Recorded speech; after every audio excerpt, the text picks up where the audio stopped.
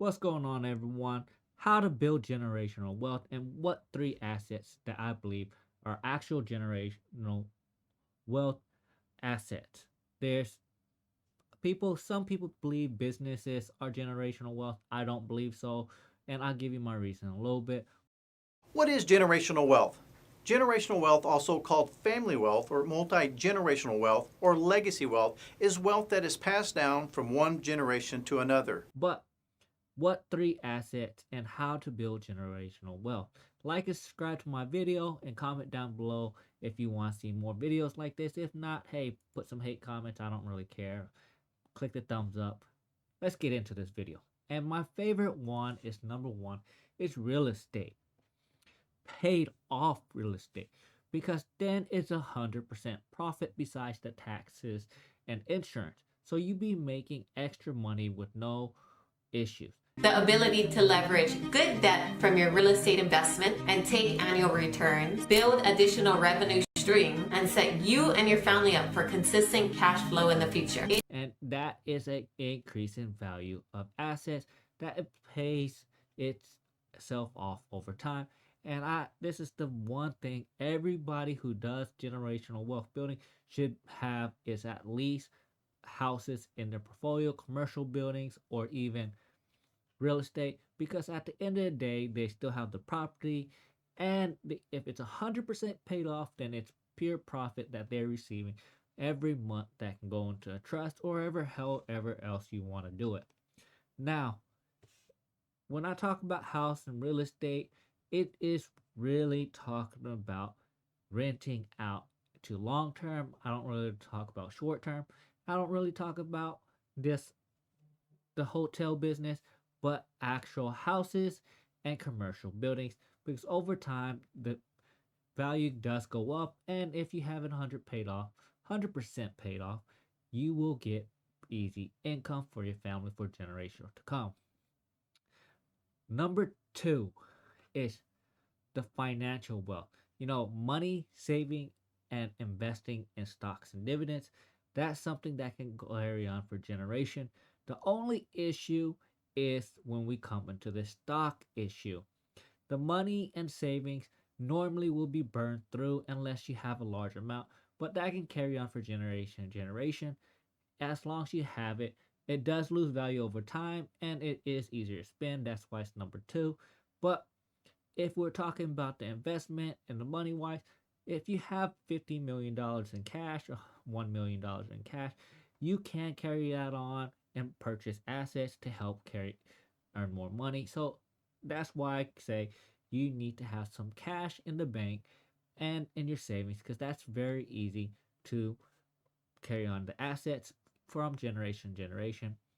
And whenever you get into the investment, the only investment or stocks that I say that is worth it is dividends paying stocks, because at the end of the day, you have places like the famous Sears catalog so many knew and loved is long gone, and soon its last few stores may disappear as well. 1948 and subsequently opened nearly 1,800 stores around the world, including 800 in the United States alone. However, due to a large variety of factors, no, not just that kids would rather spend their time with a smartphone, Toys R Us filed for Chapter 11 on September 18, 2017. Just lost in the market share and couldn't get it back up. So, and then you also have Sears that if you invest in them, they went belly up. So that's why I don't really recommend stocks for generational. It might last one or two generational, but at the end of the day, it really doesn't work, because not all businesses will last for a lifetime.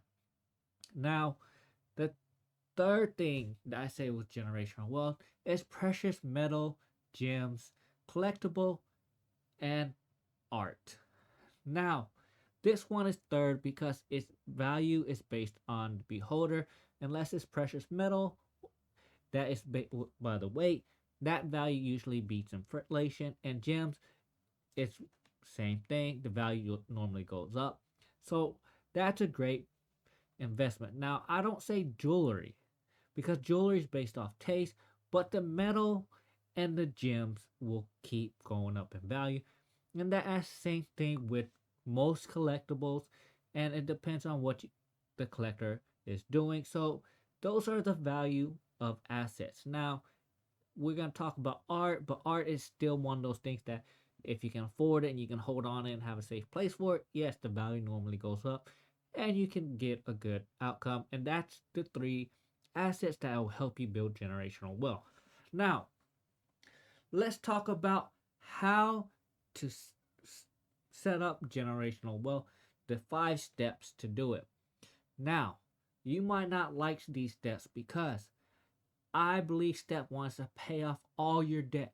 You cannot build generational wealth if you give your family debt with the assets.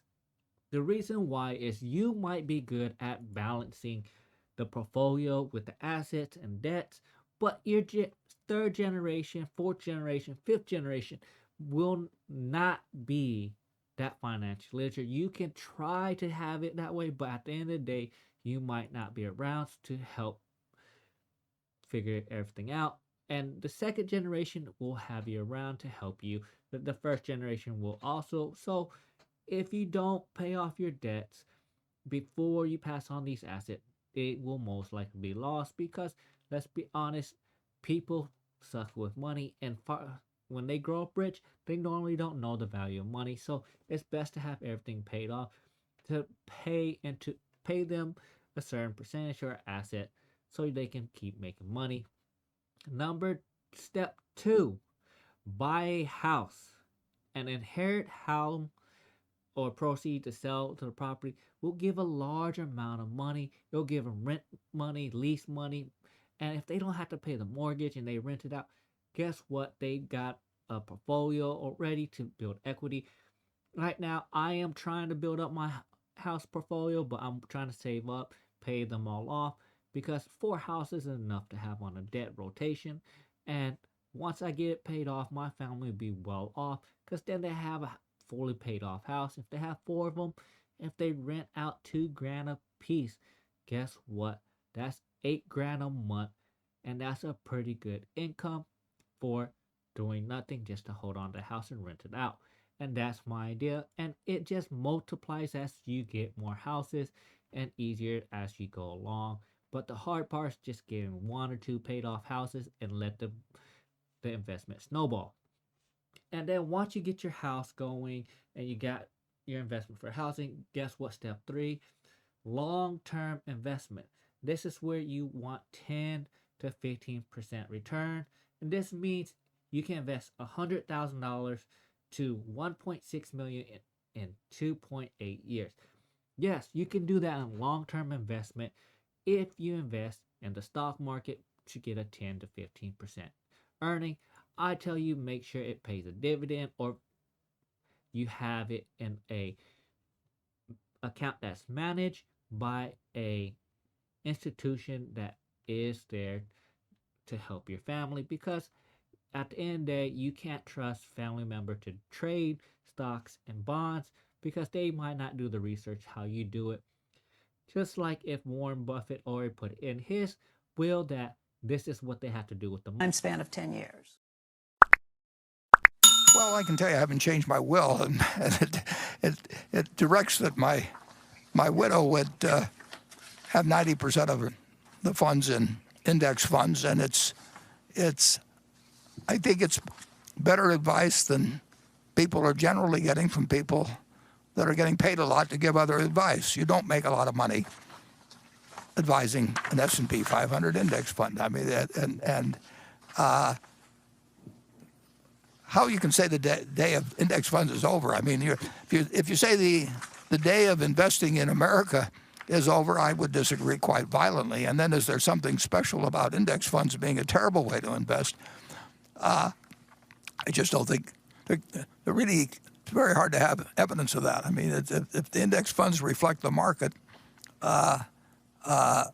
and one side has high fees that think they can pick out stocks, and the other side has low fees, I know which side's going to win over time. And you have to recognize that it's in a great many people's interest to convince you that they can do something that they may well even believe they can. And a certain percentage of them will do it from luck, and a few people will do it from skill, and that's what makes it so enticing that you can find the Jim Simons or somebody that's going to produce extraordinary return.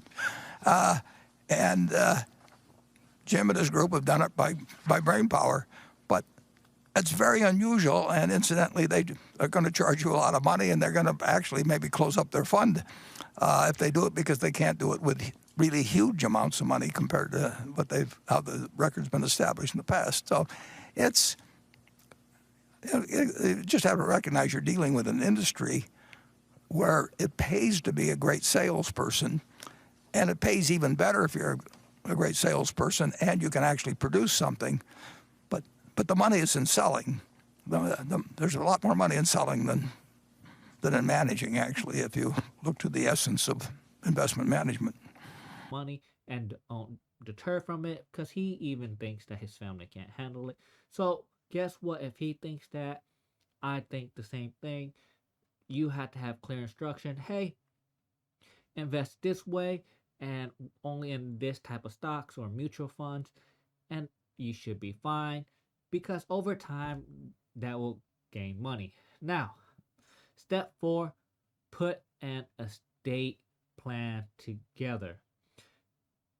You know why you have to put an estate plan together? Is because this is your last will, last testament for your beneficiary, and how they should use the money. If you want your money to last longer and longer, you have to put a proper estate plan.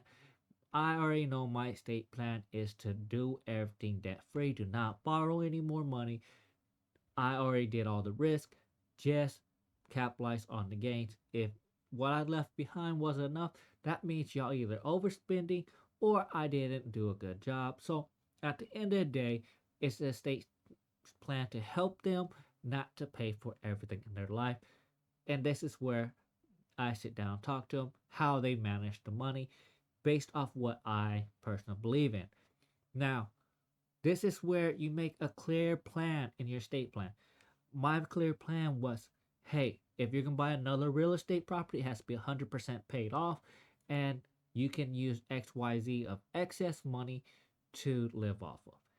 If they're going to invest in companies or stocks, bonds, I would tell them they can't. I want them to invest in mutual funds and indexes, because I spend a lot of time on the stock market looking at these things. They might not even care about it, and they just get told this is a good company. No, I want them to invest in proper stock bond with XYZ returns. So that is step 4. Step 5 is share your financial wisdom, because that's the best legacy you can pass on. Educate your kids, educate your friends and family if they're willing to listen to, because financial education is very important, and that's the legacy that pass on for generation and how you do it. Now, become the role model, mentor for your friends and family, just like I was the first millionaire in my family, and hopefully I can be the first 100 millionaire in my family, and maybe even billionaire before I pass away. And that would be awesome. I'll leave a legacy if I can, but I'll keep at this. I don't know if I'll get the billionaire status, but hey, it's a goal I keep going. Like and subscribe to my video, and that's all I got for you.